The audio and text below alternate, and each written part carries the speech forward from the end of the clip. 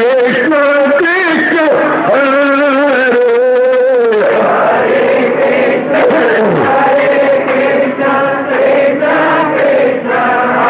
बहुत अच्छे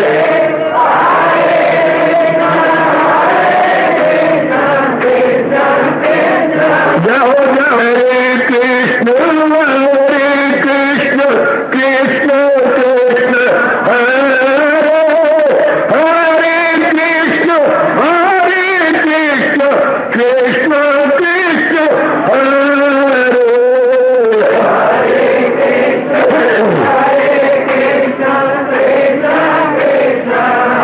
बहुत अच्छे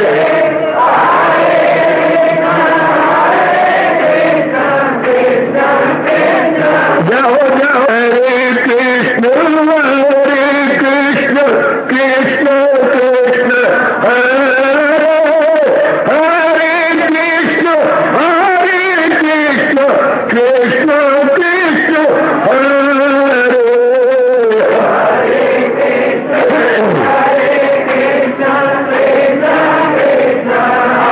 बहुत अच्छे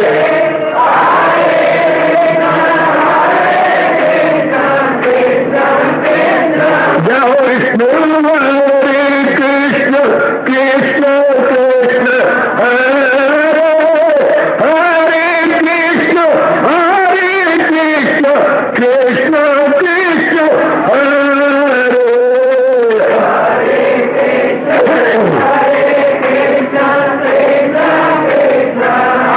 बहुत अच्छे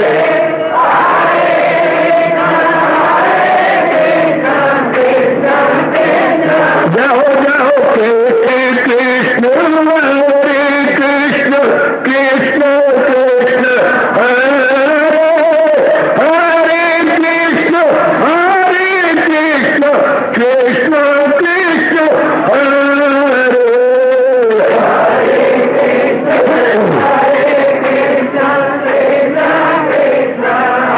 बहुत अच्छे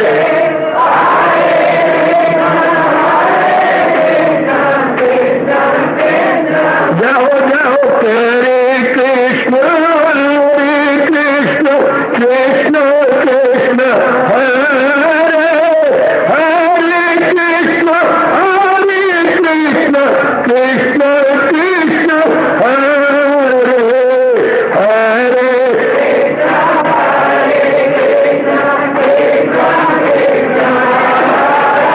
बहुत अच्छे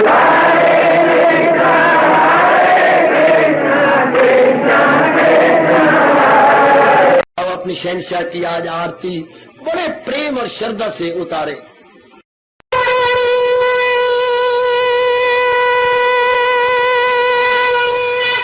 ओम जय जगदीश जय हरे स्वामी जय दीनानाथ हरे भगत दास जनों के अवगुण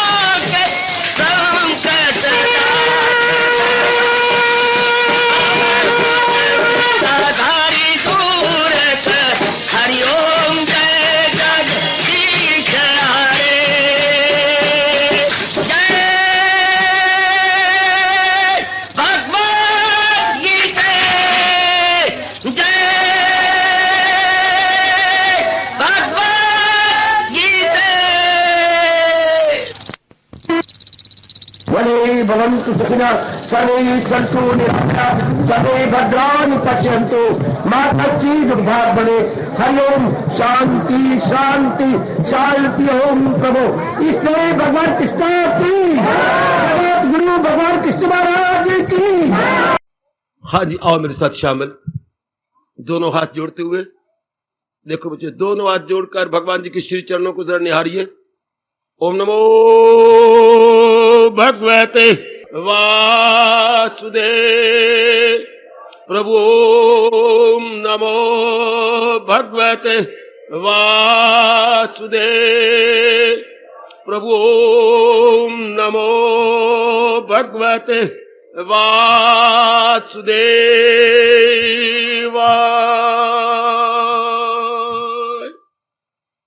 कृष्णाय वासुदेवाय हरिये परमात्मने प्रणत क्लेश नाशाय गोविंदाय नमो नमः। गोविंदाय नमो नमः। वसुदेव सुतम देवम कंसचानूरमर्दनम देवकी परमानंदम कृष्ण वंदे जगत गुरुम। कृष्ण वंदे जगत गुरुम। श्री कृष्ण शरणौ मम। श्री कृष्ण शरणौ मम। श्री कृष्ण शरणौ मम। त्यक्त्वा आत्मशुद्धिये। हरि ओम तत्सत्। हरि ओम तत्सत्। हरि ओम तत्सत्। कल हमने विचार किया था, भगवान जी कह रहे थे योगी लोग। योगी कौन? फिर दो शब्द कहता हुआ मैं आगे बढ़ूंगा। योगी कौन? जिनके मन में जबरदस्त तड़प है भगवान में अपने आप को मिला देने की, या प्रभु के दिव्य दर्शनों की जिनमें तड़प है, उनको हम योगी कहते हैं। ना कोई वेशभूषा से संबंध है, ना स्थान से संबंध है, या तो ये तो अभ्यांतरिक संबंध होता है या आंतरिक संबंध होता है। जिनके मन में तड़प है कि मैंने अपने अंतःकरण को भगवान में मिला देना है, महाराज जी की जात में मैंने अपने आप को एक में एक कर देना है। जो गिड़गिड़ा के भगवान से प्रार्थना किया करते हैं, मां मंत्र जपते हुए मुझ में समा जा इस तरह तन प्राण का जो तौर है, जिसमें न फिर कोई कह सके मैं और हूं तू और है, उनको हम योगी कहते हैं। उनको मेरे भगवान कृष्ण, उनको हमारे इष्ट देव जी योगी के नाम से पुकारते हैं। भगवान करे ऐसी शुभ पवित्र उत्कृष्ट इच्छा हम सब में जागृत होती जाए और बढ़ जाए। इसमें कोई शक नहीं, जागृत तो हो चुकी है और बढ़ जाए, तीव्र तीव्र से तीव्रतर और तीव्रतम हो जाए। भगवान के दिव्य दर्शनों की लालसा, भगवान के दिव्य दर्शनों की उत्कंठा, भगवान के दिव्य दर्शनों की तीव्र इच्छा प्रभु करे हम सब में जागृत हो जानी चाहिए और तीव्रतम हो जानी चाहिए। लीजिए, इसके बाद मेरे भगवान कहते हैं वो क्या कुर्बानी करती हैं। ये एक नियम है मेरे भगवान का, जिसको मैं और आप टाल नहीं सकते, किसी भी कीमत पर टाल नहीं सकते। क्या भगवान का नियम क्या है मेरे बच्चे? सुनिएगा। जब भी आप किसी वस्तु को प्राप्त करेंगे, हाँ मेरे साथ शामिल पुत्र, फिर आप बातें बना रहे हैं, सत्संग में भी आपकी बातें खत्म नहीं होती, अच्छी बात नहीं। देखिए बच्चे, आप मुझे ज्यादा बोलने का मौका ना दिया करें पुत्र, जरा ध्यान से देखिए जरा साथ। जब भी आप किसी वस्तु को प्राप्त करने की इच्छा रखेंगे, हाँ वो वस्तु जितनी कीमती होगी उसी के मुकाबले में उतनी कुर्बानी करनी पड़ेगी। ये अटल नियम है, मैं और आप कुछ नहीं कर सकते। यह भगवान का अटल नियम। जिस वस्तु को आप प्राप्त करना चाहते हैं वो जितनी कीमती होगी उसी के मुकाबले में आपको कुर्बानी करनी पड़ेगी। ऐसे नहीं मिल जानी। आप ये कहेंगे पर मैं कभी नहीं मानता कि ऑल ऑफ ए सडन ये चीज मुझे मिल गई, ये मैं मानने को तैयार नहीं। ऑल ऑफ ए सडन आपको चीज को मिल गई, अर्थात अचानक ही आपने चीज प्राप्त कर ली, ये मैं नहीं मानता। अचानक ही रास्ते में कोई चीज पड़ी थी आपको मिल गई, ये नहीं, बात गलत है। उसके पीछे भी पुरुषार्थ होगा आपके इस जन्म का, नहीं तो पिछले जन्म का। चूंकि ये मेरे भगवान ने कहा है, ऐसे कोई वस्तु आपको प्राप्त नहीं हो सकती, कोई भी वस्तु आप नहीं ले पाएंगे जब तक आप उसके लिए परिश्रम न करें। अब यहां क्या, भगवान से बढ़कर तो कोई वस्तु ही नहीं त्रिलोकी के अंदर। भगवान ने खुद अपने श्रीमुख से कहा, जहां उसको मिलने से आए यकीन के दौलत कोई उनसे बढ़ के नहीं, यानी भगवान इज द हाईएस्ट सुप्रीम। अब इनसे बढ़ के तो कोई वस्तु ही नहीं है। अब यहीं से अंदाजा लगा लो मेरी माताओं, मेरी बेटियों, बुजुर्गों, मेरे होशियार भाइयों, बहुत ज्यादा कुर्बानी करनी पड़ेगी महाराज जी के लिए, बहुत ज्यादा एक्सट्रीमली, तब कहीं जाकर के प्रभु का तख्त हिलता है। मैं कल भी अपने भाषण में कह रहा था, तब भगवान का तख्त हिल जाता है जब हम बड़ी भारी कुर्बानी, क्योंकि भगवान से बढ़ के कोई सुप्रीम चीज नहीं, भगवान से बढ़ के कोई सुप्रीम सत्ता नहीं है। हाँ, दो बातें होती हैं, सबसे बढ़ के कौन होता है? हमारा हिंदू धर्म बताता है जिसमें ना कभी तब्दीली आए और जिसका ना कभी नाश हो।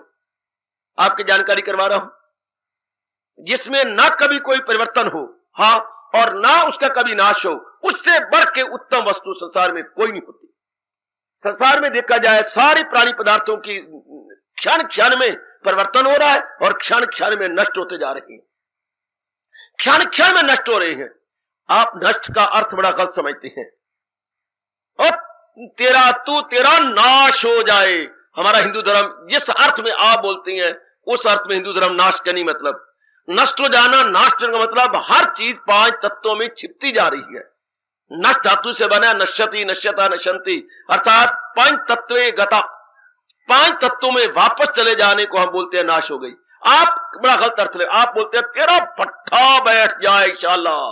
दुनिया में आज तक किसी का पट्टा नहीं बैठा, सिर्फ रूपांतर हुआ है। रूपांतर अर्थात 5 तत्वों में चले गए, 5 अनासर में मिल गए हैं, रूप खत्म हो जाता है और जो इनका मटेरियल है वो उस तत्वों में समा जाता। ये होता है नाश का मतलब। बेटी जरा ध्यान दीजिएगा, कोई वस्तु नाश हो गई मतलब अपने तत्वों में समा गई। ये जरा गौर कीजिएगा, सारी मेरी माताएं बच्चियां अपने तत्वों में बैठ चली गई। ये है मेरे बच्चे, तत्व में समा गए, तत्व में समा गए। ये भगवान जी ने गीता जी में बार बार कहा है, रूपांतर होता है, सिर्फ शक्ल बदल जाती है।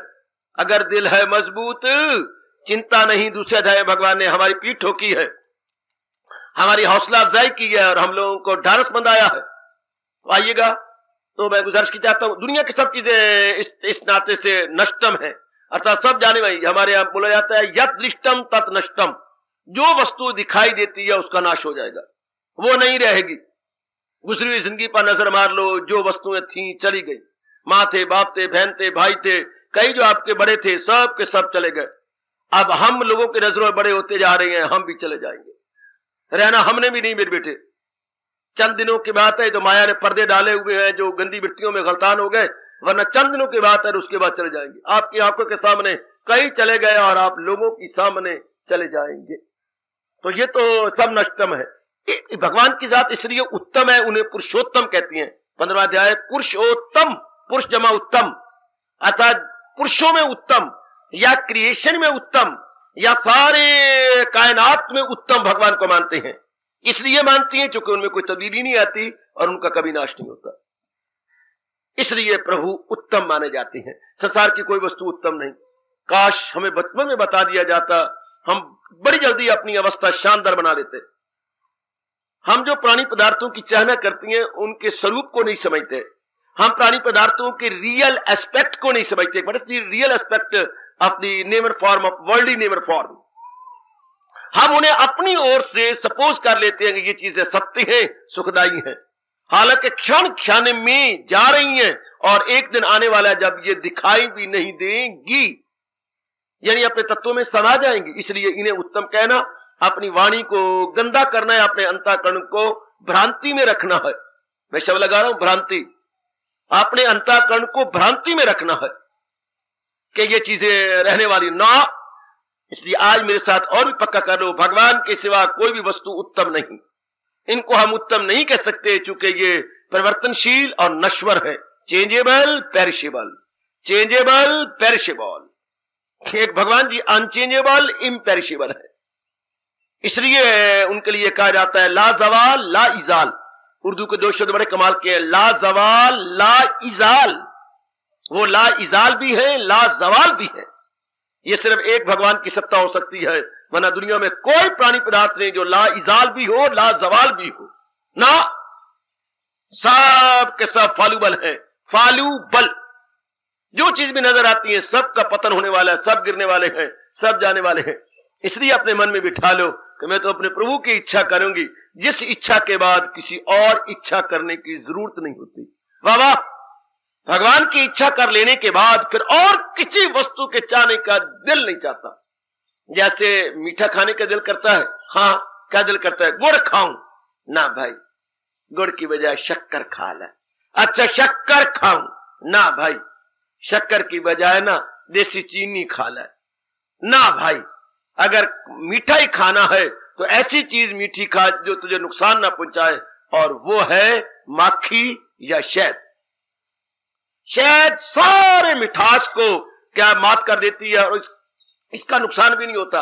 हमारे यहाँ कहावत है, पर आप सुना नहीं करते, आपकी तो अपनी और दुनिया जिसमें दुनिया में रहते हैं। हमारे महापुरुष कह के चले गए हैं, अगर आप फायदा उठाते रहे तो क्या, मिठा सब वो गंदा, जो मीठा है उसका बड़ा भारी बुरा असर होता है अपने अंदर। मिठा सब वो गंदा बिना एक शहद दे, शहद को छोड़ करके बाकी सारा मीठा नुकसान देने वाला।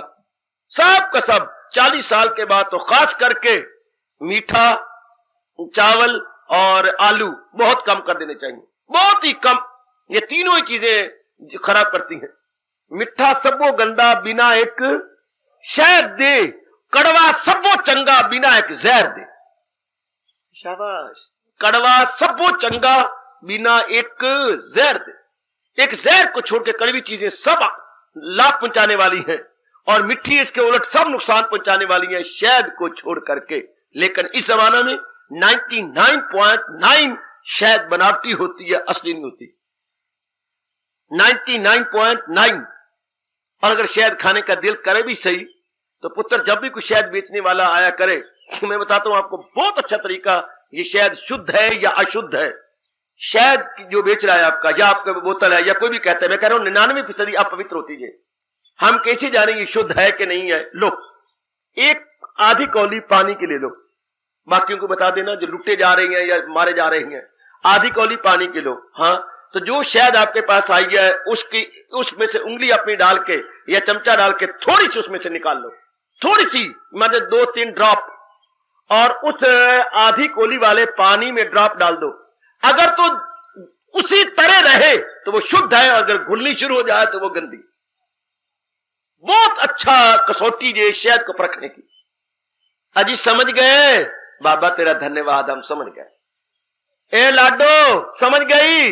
बाबा क्या समझी, सब कुछ लुटा के होश में आए तो क्या किया, बहुत बार धोखा खा लिया। थोड़ी सी शहद लेके कटोरी में जिसमें पानी पाया डाल दो, अगर वो बिल्कुल वैसी रहे, क्योंकि शहद पिघलती नहीं, शहद बिल्कुल ही पिघलेगी, वो जो कि तू पानी में रहेगी, जो असल शहद है। और जिसमें कुछ मिलावट है, पानी उसे घोल के रख देगा, पानी नहीं छोड़ता पुत्र, जो भी उससे मिलावट है। या थोड़ी सी शहद इधर अलग रख दो, लगाओ आग, फौरन भड़क पड़े तो असली शहद है, फौरन भड़क पड़े। अगर उसमें मिलावट होगी वो भड़केगी नहीं।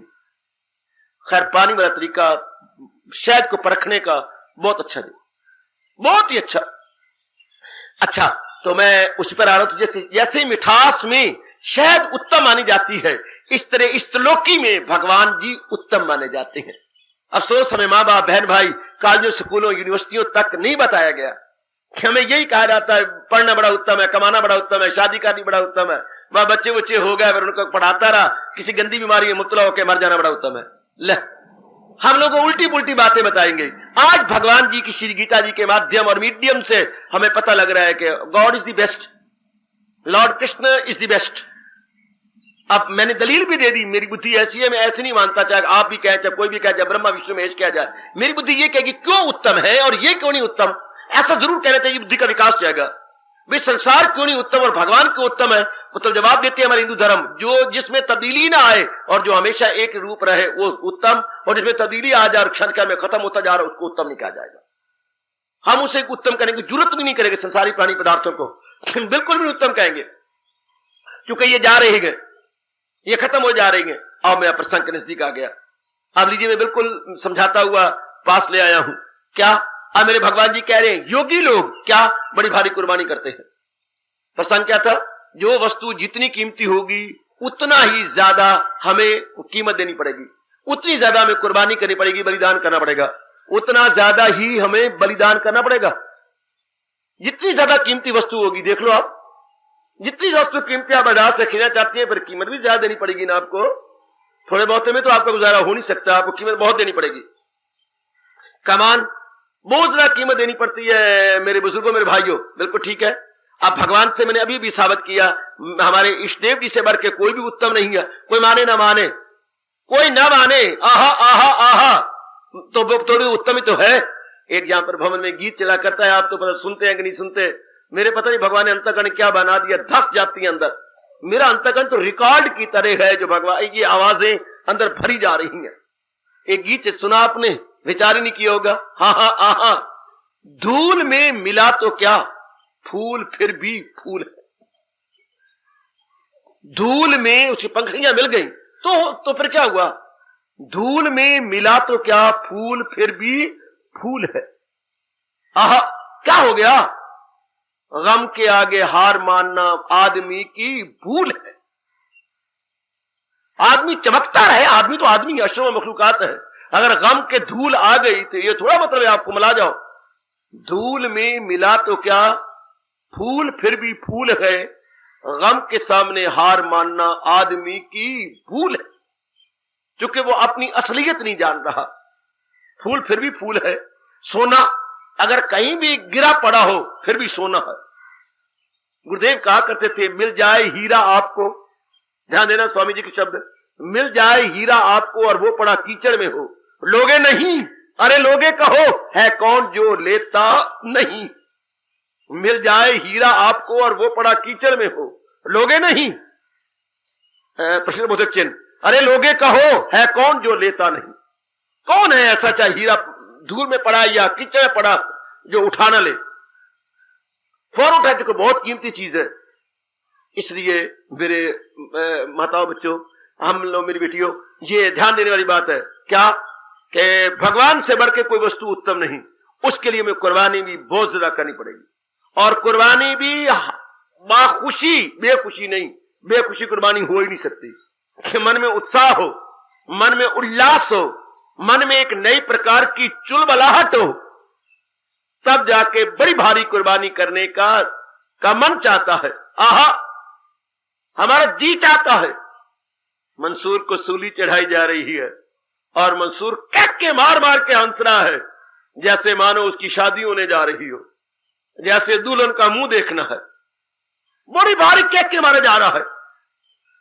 तो उस समय के आशिकों ने और उनके अनुयायी या पैरोकारों ने पूछा कि मंसूर जी, या तो आपको पता नहीं करे क्या कि सूली चढ़ाई जा रही है आपको, तो और आप कह के मार रहे हैं जैसे कि आपका शादी का दिन हो। तो मंसूर कहते, मेरे लिए इससे बढ़ के दिन क्या होगा।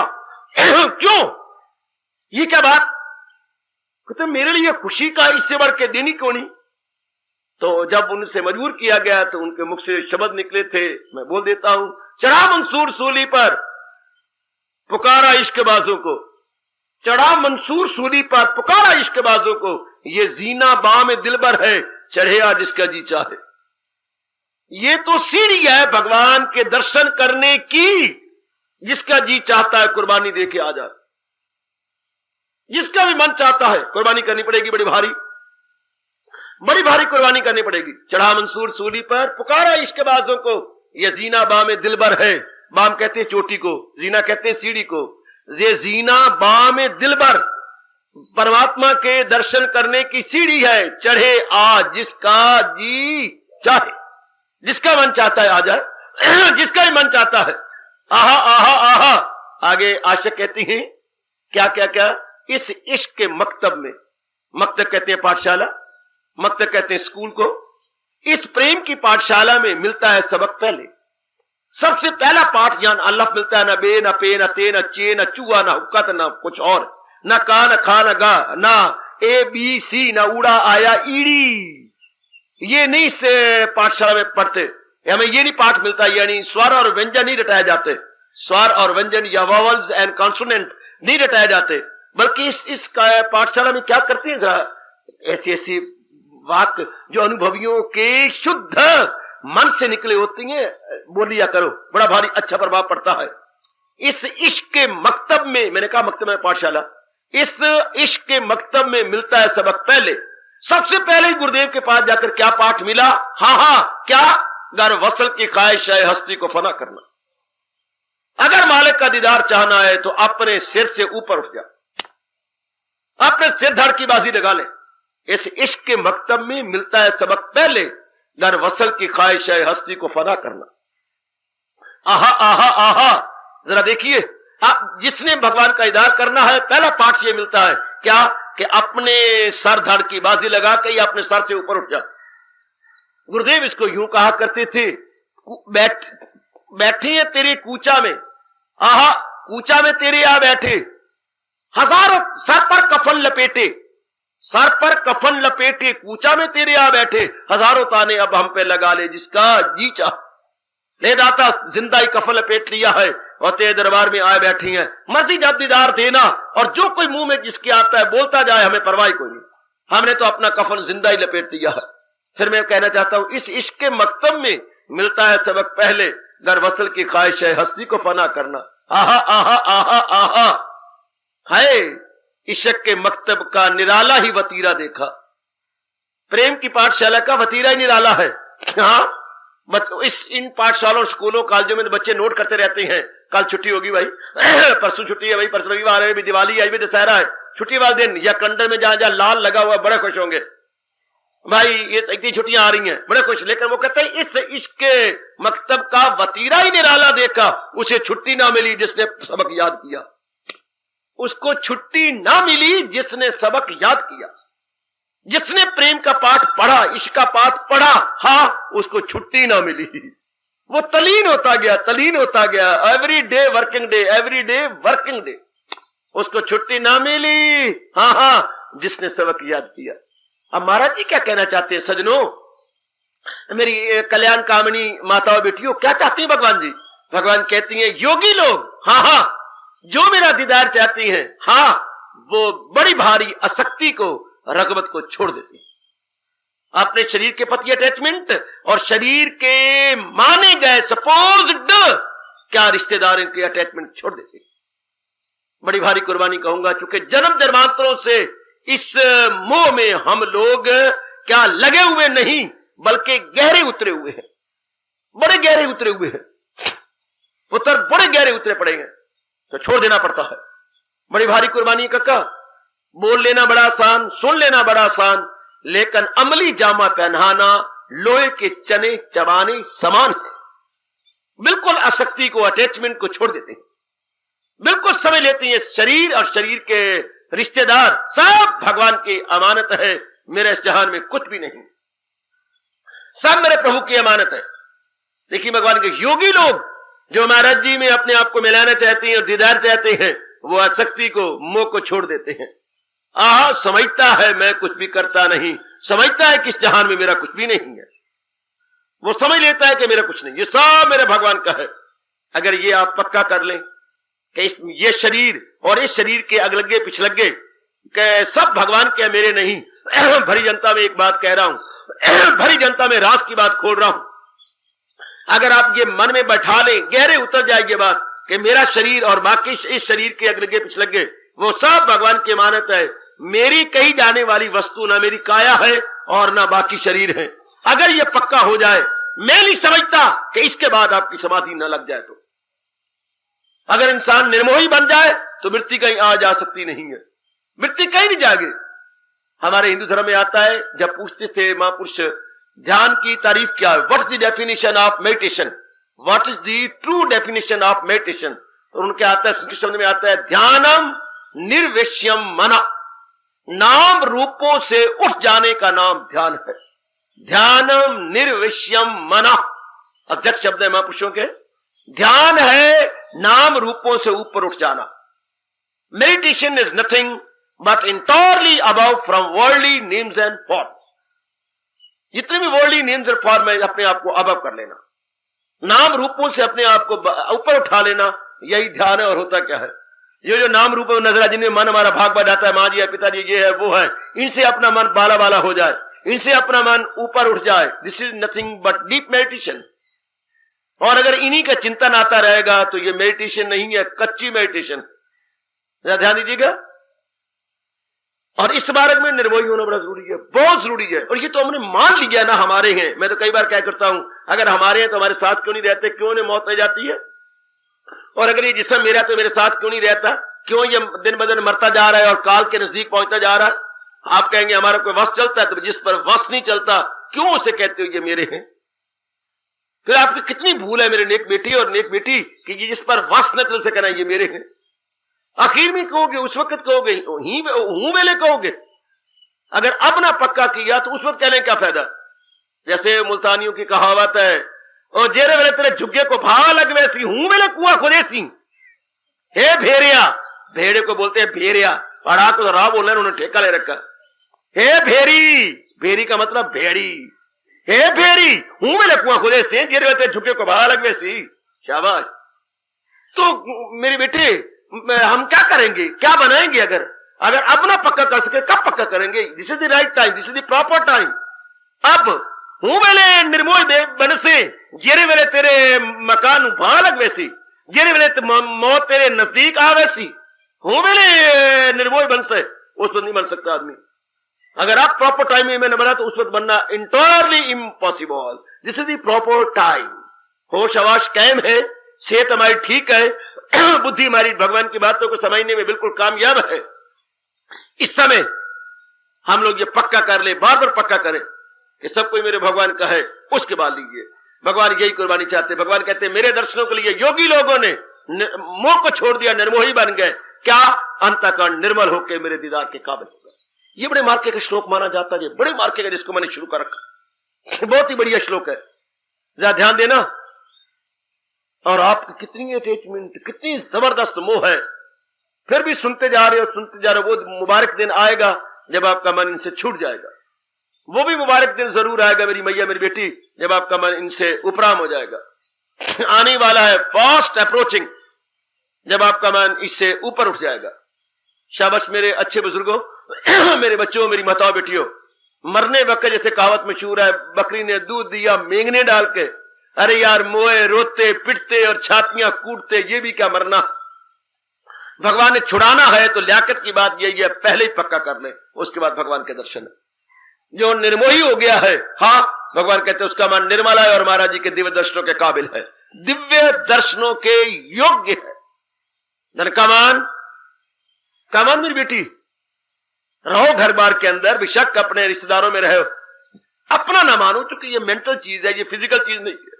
साधना कंसर्न्स टू माइंड, इसलिए मैं कह रहा मेंटल है ये। हम बार बार मन को पक्का करें। मनु क्यों रुलता है, लोग जहां लोग पर लोग क्यों बिगाड़ता है? सब कुछ तो मालिक का है, तेरा है कहां? क्यों समझता है ये मेरे हैं? ये सब भगवान की अमानत है, सब मेरे प्रभु की अमानत है। ऐसा भाव बनाते जाओ, ऐसा भाव पक्का कर दे, सब प्रभु की अमानत है, मेरे नहीं है। बड़ा मजा ले रहा हूं पुत्र, निर्मोही बन के बड़ा मजा ले रहा हूं। एक बार आप भी मजा ले रहे हो, निर्मोही बन के बड़ा मजा ले रहा हूं मेरी बेटी, एक बार ये मजा आप भी ले लो। मैं अकेला लेके ना भगवान के चरणों में समा जाऊं, आप भी मजा ले लो। कुछ भी नहीं, मिट्टी के बुत बना रखे हैं भगवान ने, सिर्फ एक भूल भलैया है, वरना मिट्टी के बुत। क्या गजब ढा दिया। मैं अब भी बड़ा हैरान होता हूं, चंद खून के कतरों से ये शरीर भगवान बना दिया भगवान ने। क्या चमत्कार नहीं है, बड़ा भारी चमत्कार और बड़ा भारी, क्या कहूंगा, भ्रांति, बड़ी भारी भ्रांति। चंद खून के कतरों से ये शरीर बन गया मां के पेट के अंदर। शाबाश, इतने अंग लग गए, भुच्चर बन गया, चमड़े लग गया, और इतने अंग प्रत्यंग अंदर के लग गए। कमाल है, कमाल है, कमाल है। और असल क्या है मैं बताता हूं आपको। अब खून के कतरों से बना है, हाँ, खून के कतरों में सेल्स हैं, जिन्हें आप बोलती हैं कोश, भाषा में बोलते हैं, अपनी मातृभाषा में कोश। खून में सेल्स है, हाँ, सेल में भगवान का नूर है। उस नूर की बदौलत ये सारा कुछ हो रहा, सब कुछ। सेल, ब्लड में सेल है, सेल में भगवान की सत्ता है, नूर। वो नूर ही सब करामात कर। जैसे छोटा सा बीज होता है, हाँ, वो बीज भुना हुआ क्यों नहीं उगता और कच्चा बीज क्यों उगता है? कच्चे बीज में भगवान की सत्ता है, वो ही फैला जा रही है, बढ़ा जाता है। ऐसे वट वृक्ष, इसका बीज बिल्कुल राई के दाने से भी और सूक्ष्म होता है। कितना विशाल हो जाता है हमारा वट वृक्ष। मेरे सज्जनों, मेरी माताओं, मेरी अच्छी बेटियों, इसी तरह अपने पर घटाया करो कि चंद कतरों से, खून के कतरों से इतना भारी भरकम जिस्म बन जाता है। उस कतरों में क्या है? भगवान की सत्ता, उसमें सेल्स हैं और सेल में मालिक का नूर है। यही तो मैंने कहा था उस दिन के पिट पिट के मर जाएंगे साइंटिस्ट, बड़े बड़े डॉक्टर करोड़ों रुपया खर्च कर गए हैं, एक भी खून का कतरा नहीं बना सके। वो कहती है लाली कहां से दें? जो खून में लाली आ गई, उन्हें चीरा फाड़ी भी कर ली और करते हुए सिस्टम भी देखा कैसे बन रहा है। नीचे नलाई में होता है, नीले पने में होता है ये सिस्टम। जब ऊपर फेफड़ों के साथ टच करता है 2-4 बार तो लाल हो जाता है। तो सारी उन्हें मशीनें लगाई, वो कहते लाल कहां से करे? फिर उन्होंने कहा अच्छा कोई ऐसा डॉक्टर आ जाए, उसमें कोई ऐसी गैसें दे दे, लाल भी कर ले, तो उसमें सेल कौन देगा? जो उसमें जीव है, अणु है, वो कौन से आएगा? उसमें कोष कौन देगा? और कोई कोष बनाने की कोशिश करे, उसमें भगवान की जो नूर है वो कौन डालेगा? इसलिए ये सब असंभव है, सब असंभव। ये भगवान का चमत्कार है जो इतना भारी शरीर है। अब अगर समाधि लगानी है, निर्मोही होना, वापस चलो, वापस। ये कहां से बना? खून के चंद कतरों से। और उस खून के चंद कतरे के अंदर कौन है? अंदर है वो सेल्स, और सेल में क्या है? भगवान का नूर। जिसका मतलब नूर से सब कुछ बन रहा है। सुनर्जन नहीं कुछ भी, आपकी वृत्ति जम जाएगी। आप जरा बैक चलो, बैक जरा लक्ष्मण झूले के पास खड़े हो जाइए, लक्ष्मण झूले के पुल पर खड़े हो जाइए। हाँ, और जो देखिए प्रपात यहां से गिर रहा है, प्रपात यहां से गिर रहा है, और जो रास्ते में आया प्रपात वहां से गिर रहा था। इस तरह कई जगह से पानी के फॉल गिर रही है। इसे उर्दू में बोलते हैं आबशारें। आप मैंने पानी, शार मैंने धार, आबशारें गिर रही हैं। अपनी भाषा बोलते हैं प्रपात, पानी के प्रपात हो रही है कई जगहों से। चलो अब पानी के प्रपात के पास चलो। हाँ, प्रपात की जरा परे चलो, आगे और चलो और चलो। ओ घुस घुस के पानी आ रहा है, ऊपर गए ऊपर गए, ओ बर्फ पिघल पिघल के आ रही है। तो ये बर्फ बनी कहां से जी? हाँ, कहां से बर्फ बनी? चलो मेरे साथ पीछे, वो समुद्र में देखो, अब बुखारात उड़ रही हैं, बुखारात उड़ उड़ के ऊपर देखो बादल बन गए, बादल चल पड़े आगे, और वहां जाके बर्फ पड़े। जो पानी ऊपर बरसा उतनी ऊंचाई पर है, इतनी ऊंचाई पर जो ठंड हो जाती है और ठंड पानी जम जाता है। जैसे आपकी छोटे पैमाने में फ्रिज में काम हो रहा है, एक विशेष प्रकार की डिग्री होती है, उस डिग्री पर पहुंच जाओ तो पानी जम जाएगा। उस डिग्री पर उतनी डिग्री रख दो मेरे बच्चे तो पानी जम जाएगा, फ्रीज कर जाएगा। तो वो पहले पहाड़ बड़ा ऊंचा है तो वहां पर पानी गिरता है तो जम जाता है, फिर जम करके वहां से फिर पिघलता है, पिघल पिघल के तो फिर हुआ क्या बच्चे? जल। और जल किस इशारे से? भगवान जी की सत्ता से। हाँ, समाधि वही की वही। असल तो महाराज जी हुए फिर सब जगह। हाँ, बैक साइड पे क्या है? भगवान जी। इस तरह भी आप निर्मोही हो जाएंगे और उस एक जात में मिल जाएंगे। ये सब एक जात से, वही जात जिससे खुदाई हुई, जो सारे जहां पे है छाई। अगर आप बैक में जाए ना, बैक शरीर कहां से बना और उस उनमें अंदर क्या है पीछे, तो भगवान आपको चमकते हुए नजर आए। ये वृक्ष कहां से बना? बीज से, और बीज में क्या है? भगवान का नूर। मैं कहता किसी चीज को लो और उसके पीछे मुड़ते जाओ, आप भगवान नजर आ जाएगा। आपको प्रभु मुस्कुराते हुए नजर आएंगे। किसी चीज को इस रूप में ना लो, इस रूप में अगर शक्लों में लोगे मारे जाओगे। उसमें राग द्वेष काम क्रोध मोह लोभ अहंकार अगर इस रूप में ले लिया और अगर इसके बैक में हट गया तो भगवान की चमक ले ली। जो है कुछ नजर तो उसी की नजर में रहे जिसकी परमेश्वर। मैंने भगवान जी के श्लोकों को प्रभु प्रेरणा से इस तरह समझने की कोशिश की है। आप भी जरा विचार करो मेरे पुत्र, अगर आप इस रूप में ले तो मारे गए, राग और द्वेष चल जाएगा। अगर इस रूप के पीछे हटेंगे, बने कहां से? हाँ, ये कहां से बने? तो फिर चमकती हुई आत्मा नजर आती है कि उसी से परमात्मा की बदौलत ये सारा पसारा है, उसी भगवान की बदौलत ये सारा पसारा सब। इसलिए हमारे हिंदुस्तान के हिंदू अनुभवी नारा लगाता है, क्या क्या क्या क्या क्या नारा लगाता है कि जीव असल रूप में भगवान का रूप है। आहा, और मुसलमान चिढ़ते थे, अरे अरे अरे काफर, बंदे को खुदा मत कहो, बंदा खुदा नहीं। उनकी जो फिलॉसफी है, मतलब तो फिलॉसफी कहने योग भी फिलॉसफी नहीं है। वो बड़े चिढ़ते थे, अरे बंदे को खुदा मत कहो, बंदा खुदा नहीं। उस वक्त एक महात्मा थे, सर्वव्यापी महात्मा, वेदांती थे सर्वव्यापी जी। तो जब वो ये बकवास चल रही थी जबरदस्त कि बंदे को खुदा मत कहो, बंदा खुदा नहीं, लाउड स्पीकर लगा हुआ था, वो बाहर से निकल आए, लंगोटी बंधी हुई थी, बाकी सब नंग बनंग निसम, बबूती रमाइया या नहीं रब जाने, बॉल बहुत बड़े हैं, तो आ गए बिना किसी की आज्ञा के स्टेज पे चढ़ गए। और वो बड़ा बुरा मनाती हैं कि बिरहाना सर हो, नंगा शेर हो, बड़ा बुरा मनाती है, तो वो चढ़ गए ऊपर। अरे मौलवी क्या कहा तूने अभी, तेरी आवाज मेरे पास की, अनुभवी थे, जैसे खा जाएंगे इन सारों को। क्या कहा तूने कि बंदे को खुदा मत कहो, बंदा खुदा नहीं, आओ तलवार ले आओ, मेरा गला काटो, एक ही जिस्म काट दो, कोई साबित करे आप मौलवियों में और सारे बैठे हुए में। मैं कहता हूं तुम ये बिल्कुल गलत बोल रहे हो, बंदे को खुदा मत कहो, बंदा खुदा नहीं, और मैं कहता हूं बंदा खुदा की जात से हरगिज जुदा नहीं, बंदा खुदा की जात से हरगिज जुदा नहीं। जुर्रत, ये मुल्तान की घटना है, जुर्रत नहीं पड़ी किसी की इस बात को काटने की। अगर खुदा को सर्वव्यापी नहीं मानते तो खुदा मर जाता है, और अगर हम सर्वव्यापी मानते हैं तो आपसे जुदा कहना गुनाह है। इसलिए नारा लगा कि बात जो महात्मा जी कह रहे हैं बिल्कुल ठीक है। मुसलमान की तरफ से इतराज क्या हुआ था, बंदे को खुदा मत को, बंदा खुदा नहीं। और हिंदू का चोटी का वेदांती महात्मा कहता है अरे बंदा खुदा की जात से हरगिज जुदा नहीं। अगर मेरे से मैं गुजारिश कर रहा हूं, अगर आप पीछे पीछे लौटते जाएं, पीछे पीछे लौटे तो आपको आत्मा नजर आएगी। अफसोस की बात है हम जैसे नजर आते हैं ऐसे लेते हैं।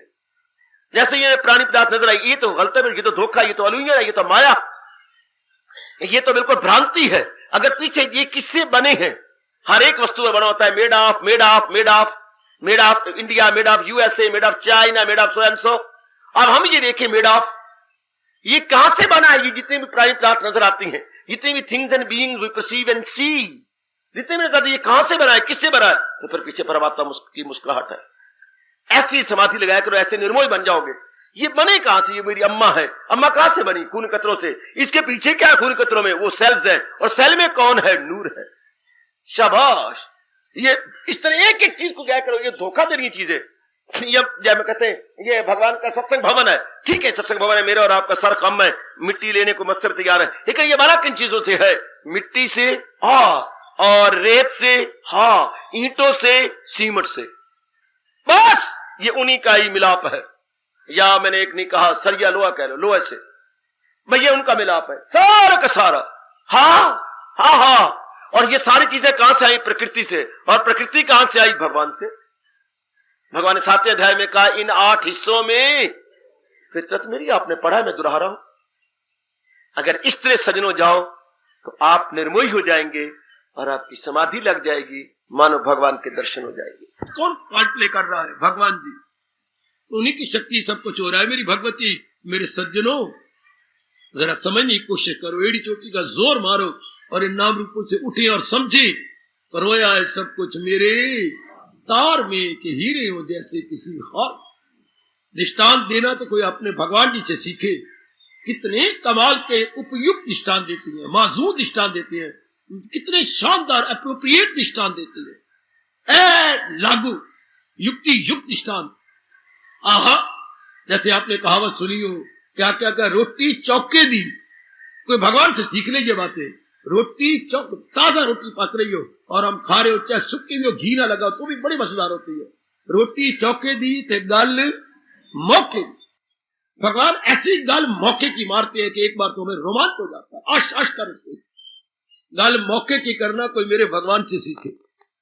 कैसे मौके का दृष्टांत दिया है, पर होया है सब कुछ हीरे हो जैसे किसी हाथ। क्या कमाल का दृष्टांत है। फौरन हम पिकअप कर लेते हैं, तत्काल हमारे मनों में ये बात बैठ जाती है, ये हमारे अंदर बात समा जाती है। बड़ा अच्छा दृष्टांत। जैसे नाना प्रकार के रंगे बहुरंगे मनके गए, वो माला में परोए हुए हैं। हाँ, बहुरंगे क्या है? मनके। मनके मल्टी कलर्स है, बहुरंगे मनके गए, लेकिन बीच में धागा वो तो एक ही है। इस सिरे से उस सिरे तक मनके होते हैं 108, ऊपर एक समेरु मन का होता है। 108 मनकों में 108 धागे। कितने मूर्ख हैं जिन्होंने आत्माएं अलग अलग मानी है। भगवान क्या सोचते होंगे कि कितने नादान लोगों पहले गलतफहमी में और गलतफहमी में डाल दिया। अरे धागा तो एक होता है भगवती, ए मनोरमा, धागा तो एक होता है। हाँ बाबा, माला में धागा एक, इस सिरे से उस सिरे तक। इस तरह भगवान कहती हैं चाहे नाना प्रकार के 84 लाख योनियां हैं, कोई पाप योनि है, कोई पुण्य योनि है, लेकिन हर एक के अंदर शक्ति तो मेरे परमात्मा की है, सत्ता तो मेरे भगवान जी की है। जिसकी सत्ता उसी की महत्ता, जिसकी सत्ता उसी की महत्ता। वाह वाह, तो सत्ता तो उन्हीं भगवान की है। तो हमें ये कहा जा रहा है, हाँ इन शरीर रूपी मनकों को ना देखो, जिसमें ये मन के परोए हुए गए वो उसको देखो तो पता लगेगा नहीं मुझसे बढ़कर कोई दूसरा।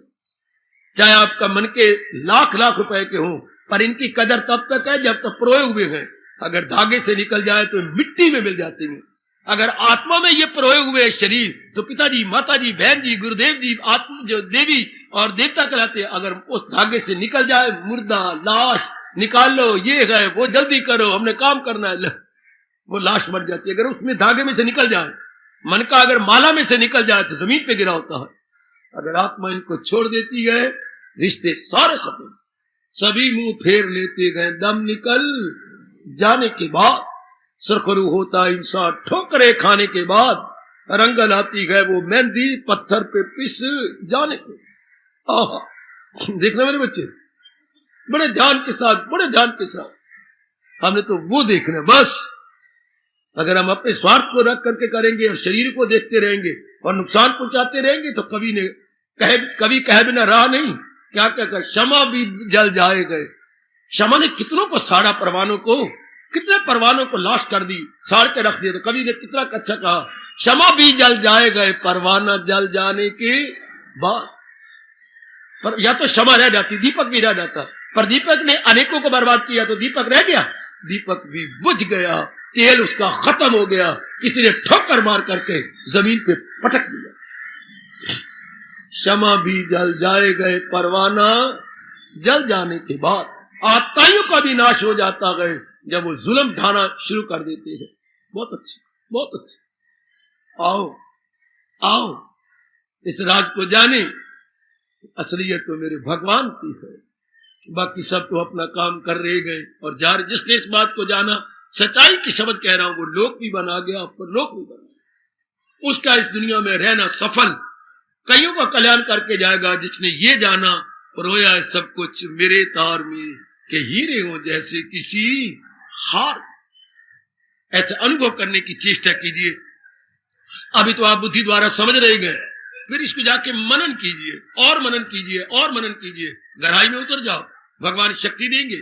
क्योंकि भगवान की वाणी को सच्चे दिल से समझने की जो कोशिश करता है, भगवान कहते हैं मैं उनकी सहायता को आता हूं, उनको समझा देता हूं। जब हम पक्के हो जाकर मैंने भगवान की वाणी को समझना है और उसे अपने जीवन में उतारना है, भगवान कहते हैं मैं तेरे साथ। हिम्मत का हामी खुदा है। हिम्मत जो पुरुषार्थी होती हैं उनका पक्ष भगवान लिया करती है, पुरुषार्थियों का पक्ष भगवान लेते हैं। जब हम ये दृढ़ निश्चयी बन जाएंगे कि मैंने तो ऐसा करना है, भगवान कहते हैं जहां दृढ़ निश्चय वहां भगवान जी विराजमान है। क्या कहा, क्या आशीर्वाद है, क्या कमाल का फरमान है अपने प्रभु का। सुनर्जन नहीं कुछ भी, ये 7वें अध्याय का 7वां श्लोक जी, बड़ा क्रांतिकारी, बड़ा इनकलाबी। सुनर्जन नहीं कुछ भी मेरे सिवा, न है मुझसे बढ़कर कोई दूसरा। आगे दृष्टांत ले लो, परोया है सब कुछ मेरे तार में कि हीरे हो जैसे किसी हार में। दृष्टांत द्वारा सिद्धांत, दृष्टांत देके भगवान ने अपना सिद्धांत बता दिया। रामायण में दृष्टांत ही दृष्टांत है, जबकि गीता में सिद्धांत ही सिद्धांत है। रामायण में हजारों दृष्टांत आते हैं, गीता में केवल 12 दृष्टांत है केवल 12, 1 दर्जन। भगवान ने दृष्टांत क्यों दी है? अपने सिद्धांत को समझाने के लिए, अपने दार्शनिक ब्रह्म विद्या को समझाने के लिए जो एग्जाम्पल या उदाहरण दिए गए उन्हें दृष्टांत बोलते हैं। अब इस श्लोक में क्या है, दृष्टांत भी है सिद्धांत भी है। दृष्टांत दिया माला का और सिद्धांत बता दिया अपना। मैं इसी तरह सारे के अंदर विराजमान हूं, मुझे निहारने की कोशिश करो, शरीरों को नहीं, क्योंकि शरीर तो अपना कर्तव्य पूरा करके जा रहे गए, जा रहे गए, जा रहे गए। ऐसा जान ले मेरी बेटी, आपका बिखरा हुआ मन भगवान में इकट्ठा हो जाएगा। आपका बिखरा हुआ मन भाई भगवान में संग्रह हो जाएगा, भगवान में एक जगह आ जाएगा। बस जिसका बिखरा हुआ मन भगवान में आ गया, इसे क्या कहते हैं? भक्ति कहती है। बिखरा हुआ मन अगर एक में आ जाए, इसको भक्ति कहती हैं। उर्दू वाले रियासत कहती हैं, हम अपने शब्दों में तपस्वी कहते हैं या तप कहते हैं। भक्ति क्या है? बिखरे हुए मन को एक में लाना भक्ति है। बिखरे हुए मन को एक में लाना। हाँ, कोई विरले प्रभु भक्त भी बन जाते हैं, ईश्वर भक्त, वरना कोई क्या, कोई लक्ष्मी भगत। बिखरा हुआ मानता मैंने लाखों पति बनना, वो लगे धोन सवार है लक्ष्मी भगत। बिखरा हुआ मानता इस लड़की में लग, उस लड़की में लग, माँ बाप ने सियाना पाना किया, शादी कर दी, एक लड़की में लग गए, तो क्या होगा? लक्ष्मी भगत। या वो एक औरत में लग गए, बिखरे हुए मन को। तो इसलिए बिखरे हुए मन को जो मालिक में लगा देते हैं, वो क्या कहलाती हैं? हरि भगत। आहा, उनको हम प्रभु भगत कहते हैं। बिखरा हुआ मन का ना, ये कौन करता है? जब असलियत की पहचान हो जाए, फिर हमारा बिखरा हुआ मैं एक बात कह रहा हूं, बिखरे हुए मन को लगा देना। और जिनका मन जिंदगी में बिखरा रहता है, हाय, उसको लिए भगवान ने कहा है ये दुनिया है उसकी, दोनों जहां से मारे जाते हैं। मन को बिखेर के ना रखना। अगर देश के साथ है तो देश भक्त बन जाओ, माँ के साथ है तो मातृ भक्त बन जाओ, पितृ भक्त बन जाओ, भ्रातृ भक्त बन जाओ। हाँ, बस एक में। अगर मन नहीं कंट्रोल होता तो एक औरत के बन जाओ, एक आदमी के बन जाए मेरी बेटी, एक। ताकि मन जगह जगह कुतिया और कुत्ते की तरह बिखरा ना रहे, एक में लग जाए, एक। तो हम बड़ी जल्दी नेक बन जाएंगे। हमारे देश का ये जयकारा है, एक बनो नेक बनो। जयकारा याद हो तो मेरे से याद कर लो, एक बनो। जो एक में लगे वो नेक है, चाहे अपनी एक औरत में है, चाहे एक पति में है, चाहे एक बेटी में है, चाहे एक माँ बाप में है, और सहे किस्मत चाहे एक देवी देवता में है या चाहे एक इष्ट देव में है। एक बनो। मैं बोलूंगा और आप आगे अपने मन को समझाइए। एक बनो, एक बनो। सारे बोलो मेरे बेटे, भगवान खुश हो जाए और आपको ताकत दे। एक बनो, एक बनो, नेक बनो। एक बनो, नेक बनो। ये हमारे भारत का उच्च कोटि का जयकारा है। भाई एक में रहो, जो एक में रहेगा वो नेक बन जाएगा, और जो एक में नहीं रहे दुर्योधन जैसे क्या बद बने, और जो उनका दुर्दशा हुई आपको पता है। दुशासन, कंस एक जगह नहीं रहा, कितना उसका बुरा हाल हुआ। रावण एक जगह नहीं रहा, सीता को भी उठा के लाया, लेकिन घर में पतिव्रता थी, जो उसकी दुर्दशा हुई आपकी आंखों के सामने है। देख लो, जो एक नहीं रहे, अनेक जगह भटकते रहे, कितना बुरा हाल उनका हुआ। हाँ, कितना बुरा हाल होता है। बिल्कुल, इसलिए हम एक इष्टदेव बनाए, हमारे अहोभाग्य एक इष्टदेव, एक महाशास्त्र, एक हमारा मंत्र, बहुत सुंदर। एक इष्टदेव, ठीक, एक हमारा महामंत्र गीता, बिल्कुल, एक हमारा जो है शास्त्र भगवत गीता, और एक ही मंत्र हमारा भगवान जी का। बस ऐसे जीव नेक बन के भगवान की जात में समा जाती है। इष्टदेव एक, महामंत्र एक, शास्त्र भी हमारा एक। एक बनो, नेक बनो, एक बनो, नेक बनो, फिर भगवान से व्यक्तियों से दुखी। अब दुख को ये प्रकार का थोड़ा है, शरीर का दुख है, मन का दुख है, परिवार का दुख है, समाज के दुख है, बड़े बड़े दुख है, और नाना प्रकार के रोग है, नाना प्रकार के शरीर के रोग। अब उन दुखों का इलाज उन्होंने बड़ा किया, लेकिन कुछ नहीं बना। तो जिंदे कोई ना उनके रब जी, जब कोई इलाज नहीं होता फिर हकीम में भगवान की ओर जी भागता दौड़ता है। तो महाराज जी कहते हैं एक ये दुखी शख्स है जो मेरी ओर आते हैं, लेकिन ये पूरे भगवान के भगत नहीं कह जाएंगे। भगवान तो अपनी समुद्र दिली का प्रमाण दे रहे हैं, फिर भी चूंकि भगवान के पास जाते हैं, भगवान के लिए थोड़ा जाती है, वो तो अपने दुखों को दूर करने के लिए जाती है। मतलब पढ़नता मल्लन आन बुए, बिना मतलब मुंह दिखाए कोई कोई, वो परले दर्जे के खुदगर्ज है। भगवान को भगवान के लिए याद नहीं किया जा रहा, भगवान को दुख दूर करने के लिए याद किया जा रहा कि भगवान ही दुख निवारक है। को नहीं जानत है जग में प्रभु संकट मोचन, नाम तिहारो। प्रभु आप संकट मोचन है, आप सर्व समर्थ है, आप ही मेरे दुख दूर कर सकेंगे। ये भाव उनके मन में बिठा दिया है किसी ने, इसलिए वो चरिये काटेंगे, भगवान के दरबार में नंगे सिर नंगे पैर आएंगे और बड़ी बड़ी कुर्बानियां करेंगे सिर्फ दुखों को दूर करने के लिए। जब दुख दूर हुए, मंदिर रह गया कहीं, माला रह गई लटकी हुई किली पर, और खत्म। Then no more bhajan, no more simran, no more going to temple again and again, nothing, खत्म। ये आर्त व्यक्ति जो आजकल आप देखो मनौतियां मानेंगे, आप देख ले इसी कारण से दुख बढ़ते जा रहे, क्योंकि जब जीव भगवान की ओर से दूर होगा दुख बढ़ेंगे। सुनेगा न मेरी जो अहंकार से तबाही में जाएगा पिंडार, भगवान ने 18वें अध्याय में स्पष्ट कहा। जब भगवान जी के अनुसार जीवन नहीं गुजारा जाएगा दुख ही दुख पाएगा। पातशाही का फरमान, परमेश्वर दे भुलिया व्यापन सभ्य रोग, ये नाना प्रकार के रोग यानी ताप और संताप इस भगवान को भूल जाने से होते हैं। ऐसे व्यक्तियों के कारण से तीर्थ धर्म स्थान कितने आबाद है, कितनों के हलवे मांडे बने हुए गए, दुखों ने घटना नहीं, चूंकि दुखी ने भगवान की तरफ जाना नहीं। भगवान इनको भी कह रहे ये मेरे प्यारे गए, चूंकि something is better than nothing. जान दे चोर दी लंगोटी से ही जीवन उनका गुजर रहा था, चलो कुछ तो टाइम देती हैं। माना they are devotee with desire, आप है डिवोटी विदाउट डिजायर। आपको तो भगवान बहुत प्यार करते हैं, आपके लिए भगवान ने बड़ा आदर मान प्रकट किया है। ये होती है कामना सहित भगवान का भजन करते तो है ना। एक ऐसी है जो बिल्कुल नास्तिक है, उनसे तो वो बेटर है जो भगवान का भजन करना सिमरन करना चाहे आपकी कामना वासना पूर्ति के लिए या उसको दूर करने के लिए। ये आर्त व्यक्ति है बेटे, आर्त केवल दुख पड़ने पर आप गए, फिर 5-6 महीने या साल ठीक रहा, फिर कोई दुख पड़ गया, फिर भगवान का भजन करोगे, फिर कोई दुख पड़ गया, फिर भजन करोगे। किसी ना किसी जन्म कब में भजन करने का स्वभाव बन जाएगा। जैसा सिगरेट पीने का स्वभाव ऐसे ही बना है, शराब पीने का स्वभाव फंसे जिनके दिल ऐसी अपाल में घिरे ऐशो दौलत के जंजाल में, समाधि नहीं, दिल पे काबू नहीं, अकले इरादी ही मारे गए बुरी तरह मारे। हर सुबह शाम उनको यही आते, ये करना, ये करना, वो करना, वो करना, उधर जाना।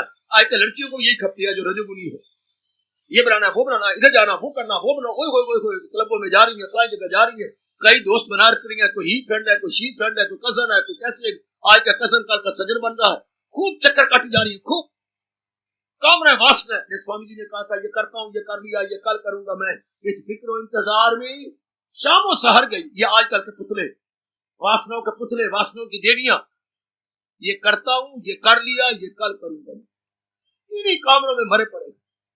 इसलिए वो भगवान को नहीं महत्ता दे सकते, पता नहीं कितने जन्म लग जाए। और आपने केवल भगवान को महत्ता दे दी है, आपको पता लग गया प्रभु के पास भगवान के बिना चारा नहीं, भगवान के बिना गुजारा नहीं, भगवान के बिना हीला नहीं, भगवान के बिना वसीला नहीं। नाना प्रकार के दुख, नाना प्रकार की उपाधियां, नाना प्रकार क्लेश भगवान के बिना मेरे दूर हो ही नहीं सकते। अर्जुन का भाव आप में बहुत ज्यादा नहीं तो कुछ बैठ तो गया है, भला दूसरा है जहां में कहां करे दूर मेरे जो। वो प्रभु आपके सिवा और कौन है जो मेरी तकलीफात को, मेरी मुसीबतों को, मेरे आदि व्याधि उपाधि क्लेशों को दूर कर सके। केवल आपकी समर्थ है, ये समर्थता आप में है और किसी में इतनी समर्थता नहीं है। ये हो गया भगवान को भगवान के नाते से याद करना, क्योंकि कोई गुजारा नहीं, भगवान के बिना कोई चारा नहीं है। तो वो है कामनाओं के पुत्र। और यहां तक भगवान रोकते हैं, आप वैसों के मुंह में लगाम डाल दिया भगवान ने, क्या रजोगुनियों को मेरा उपदेश मत दो। हालांकि अपने उपदेश के लिए कहती है जो नहीं अपनाएगा वो क्या क्या तबाही में जाएगा, तबाही भगवान ने कही है। फिर भी वो कहते हैं उनको ना दो जो बार मुखी है, रजोगुनी है। मेरे जैसों के मुंह में डबल लगाम डाल दी है ना, ये राज उससे मत कहे जो जाहिद ना हो, जो मेरा भक्त नहीं, जो मेरा श्रद्धालु नहीं, जिसके मन में प्रेम नहीं है, जिसकी में सुनने में पूरी आकांक्षा नहीं है। अंधे आगे रोना, अपने नैन खोना, ना ना ना ना ना ना ना ना। हीरा दिखाना किसी जौहरी को दिखाना, अगर हीरा दिखा दिया किसी लोहार को या किसी जुतियां मोची को, क्या कदर पाएगा वो। हमेशा हीरे की कदर जौहरी जानता है। हाय ऐरा गैरा नथु कह रहा, क्या हो तो पत्थर कहेगा, ये तो पत्थर है, गुलेल में रख के खूब बजेगा, वो यूं बोलेगा। इसलिए उनके लिए गीता नहीं है, गीता थोड़े से जीवों के लिए है। ये भी हैरानगी की बात है। हालांकि भगवान ने सजा दी है जो भगवान के अनुसार जीवन गुजार रहे हैं, ये दुनिया है उसकी, जहां तक भगवान ने कहा है दोनों जहां से मारे जाएंगे, फिर भी वो रोकते हैं कि वो अभी इसके योग्य नहीं है, इसके डिजर्विंग नहीं है मेरी देवियों। इसलिए वो भगवान के क्या प्यारे नहीं बनते। हालांकि उनकी तबाही हो रही है, फिर भी वो अपनी तबाही करेंगे कई जन्मों तक। आगे चलिए, आगे भगवान ने क्या कहा, अपनी कामना पूरी की। यहां भगवान ने ठंडी आ भरी है, करें दूसरे देवताओं से प्रीत। कल हमने जाना था वो दूसरे देवी देवता मनाते फिरते हैं, मां दे पुत्र, ए मां दिया धिया, आहा आहा आहा, वो देवी देवता मनाती फिरती है। क्या अपनी कामना पूरी, देवी देवी के लिए प्यारी नहीं, सिर्फ अपनी वासनाएं कामना पूरी करने के लिए निकाले तबीयत से। वो ये नहीं देवी देवता मनाओ तो विधि पूर्वक बनाओ, विधि बुद्धि कोई नहीं करे, गो ना वो हंस पे दस्तूर काम, जो दस्तूर महापुरुष बना गए, विधि बना, उसके अनुसार ढकोस ले देवताओं खुश करने के लिए, वो उन्हीं में लगे रहे। करने दो उनको, करने दो, खुद अटेंड ना करो देवी देवता, क्योंकि भगवान ने कहा जो देवों को पूजे वो देवों को पाए, परस्तार मेरे पास है। सनम के पुजारी सनम से मिले, हमारे परस्तार इसलिए बिल्कुल नहीं।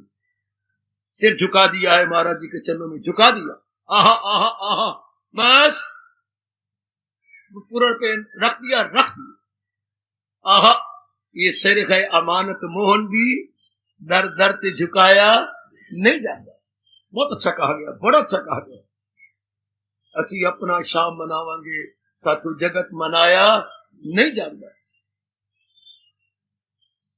आगे देखिए उदारता, अपने इष्ट देव कितनी समुद्र दिली बता रहे गए, किसी रूप का भी परस्तार हो।